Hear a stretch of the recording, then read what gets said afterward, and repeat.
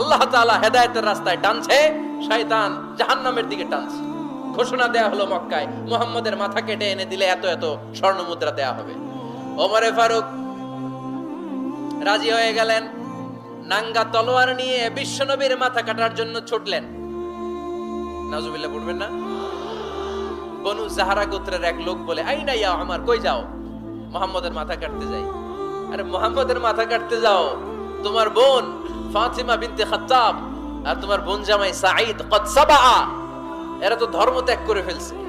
এটা তো আমাদের ধর্ম ত্যাগ করে মুহাম্মদের ফলোয়ার হয়ে গেছে। আগে ওমর ঘর সামলাও, পরে মুহাম্মদের মাথা কাটতে যেও। ওমর ফারুক অবাক হয়ে গেলেন। তলোয়ার নিয়ে বিশ্বনবীর দিকে না যে নিজের বাড়ির দিকে চলে গেলেন। বিশ্বনবীর আপন বোন ফাতিমা বিনতে খাত্তাব, বোন জামাই সাঈদ আর খাব্বাব রাদিয়াল্লাহু তাআলা আনহু তিনজন মিলে সূরা তাহা তেলাওয়াত করছিলেন। পড়েন সুবহানাল্লাহ।